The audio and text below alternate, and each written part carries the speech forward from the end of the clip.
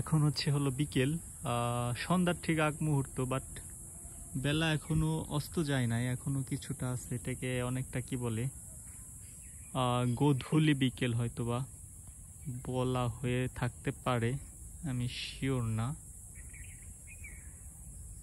তো আমি একটু হাঁটতে হাঁটতে এই ন্যাচারাল প্রাকৃতিক পরিবেশের মধ্য দিয়ে একটা ছোট মেঠো পথের মতো পথ, সে পথ দিয়ে হাঁটতে হাঁটতে একটু নদীর কিনারায় যাব একটু দেখার জন্য নদীর আশেপাশে প্রাকৃতিক পরিবেশ কেমন। তাই ভাবলাম যে প্রাকৃতিক যতটুকুই সৌন্দর্য আছে একটু ভিডিও ধারণ করার চেষ্টা করি। যদি কখনো সোশ্যাল মিডিয়া অথবা ইউটিউবে আপলোড দেই তাহলে আমার সঙ্গে আরো মানুষও দেখতে পাবে সেই ধারাবাহিকতায়। তো আমি তো প্রফেশনাল ভিডিওগ্রাফার না, আবার ফোন দিয়ে ভিডিও করতেছি, আসলে ভিডিও কাপে, ওইভাবে সুন্দরভাবে ভিডিও ধারণ করতে পারি না। প্রফেশনাল ভিডিওগ্রাফার হইলে বা ভালো ইউটিউবিং করলে হয়তো বা আরো সুন্দর করে ভিডিও করতে পারতাম।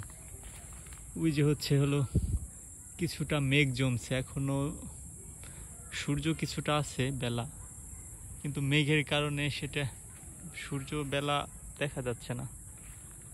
মেঘটা ছিল না আজকে, সারা দিনই অনেক সুন্দর ছিল, নীল আকাশ, একেবারে ঝকঝকে তকতকে রৌদ্রোজ্জ্বল পরিবেশ ছিল দিনে, কিন্তু এই বিকেলে কিছুক্ষণ আগে এক ঝাঁক মেঘ আসলো আর সূর্যটাকে ঢেকে দিল। আমার পাশে হলো আখ ক্ষেত, ডান পাশে। এই আখ সম্ভবত আখ সেন্টারে চলে যায় চিনি হওয়ার জন্য। আরেকটা আখ আছে হলো গেন্ডারি আখ বলে, যেটাকে আমরা এমনিতেই খাই আর কি, বাজার থেকে কিনে গেন্ডারি বলি। তো এই আখটাও কিন্তু সেই গেন্ডারির মতো খাওয়া যায়, অনেক মিষ্টি এটাও, কিন্তু এটা গেন্ডারির চাইতে একটু শক্ত হয়ে থাকে। এই যে আখ, ছোটবেলায় অনেক এরকম ক্ষেতের পাশ দিয়ে গেলে আখ খাইতাম। আখের চাষ এখন অবশ্য আগের মতো অত বেশি হয় না, একটু কম মনে হয়। আগে আখ অনেক চাষ হইতো।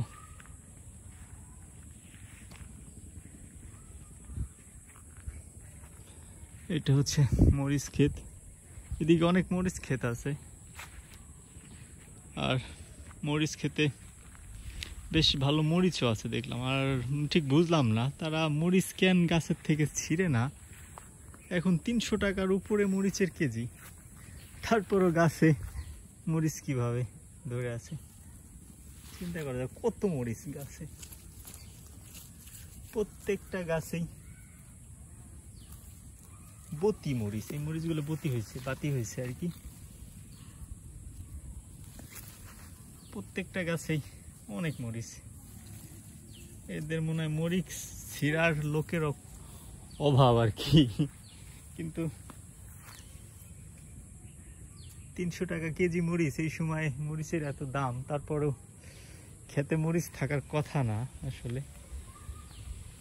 তো যাই হোক, সম্ভবত সব ভালো মতো পাকে নাই বা বতি হয় নাই, এই কারণেই এইটা বতি হয়েছে আমি যেটা ধরছি, কিন্তু আবার কিছু আছে বতি হয় না, চাইতেছে যে ভালো করে আরো কিছু বতি হইলে তখন তুলবে, হয়তো এরকম কিছু, অথবা তুলছে, তোলার পর আবার কিছু রয়ে গেছে। তো যাই হোক, আমরা আমি আর কি, আমার সঙ্গে আর কেউ নাই, আমি আর ফোন। নদীর পাড়ে চলে আসলাম হাঁটতে হাঁটতে। এই নদী, এটা হলো কুমার নদী। এটাকে এখন বলা হয় মরা কুমার নদী, কারণ হলো এই নদীর সরাসরি পদ্মার সঙ্গে মিলিত হওয়ার পথে কোথাও না কোথাও কোনো একটা বাঁধ আছে, যে বাঁধের কারণে এটাকে হয়তোবা মরা নদী নাম দেওয়া হয়েছে। আর বাঁধটা যদি না থাকতো তাহলে তাজা নদী বলা হইতো। জানি না, আমি এটা শিওর। হয়তো বা এরকমটা, মানে এরকম হওয়ার কারণে মরা বলা হয় এখন।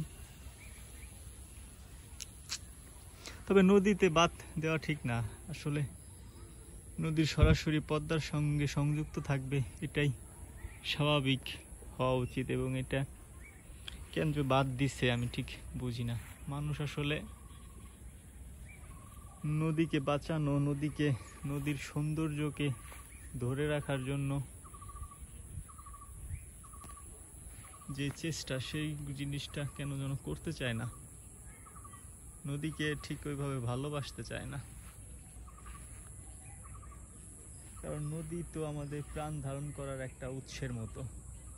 সেই নদীতে যদি বাদ দিয়ে দেই, তাহলে এক প্রকার আমরা আমাদের প্রাণের উপরে বাঁধ দিয়ে দিলাম। ওই রকমটা এটা প্রথম বোঝা যায় না, কিন্তু দীর্ঘমেয়াদে বোঝা যায়।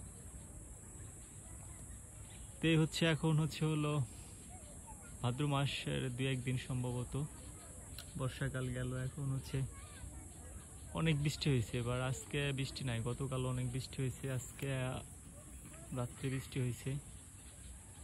এখন আস্তে আস্তে বৃষ্টি কমার কথা আর কি, যেহেতু শরৎকাল।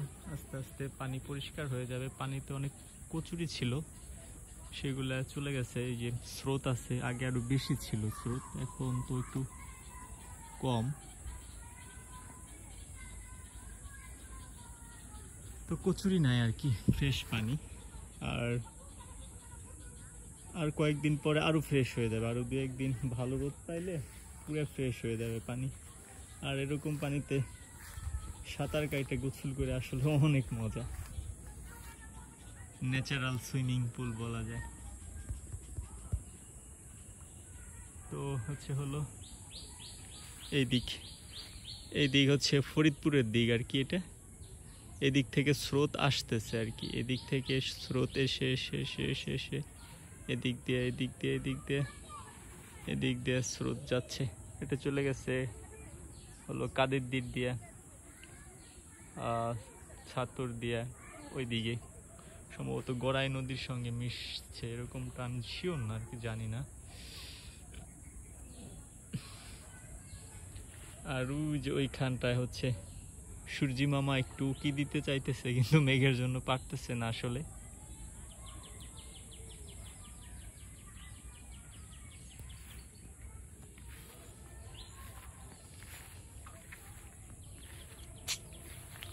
তো এই নদীর পাশের প্রাকৃতিক যে দৃশ্যগুলা, সেই দৃশ্যগুলা যেরকম সেরকমটাই ধারণ করার চেষ্টা করতেছি একবারে।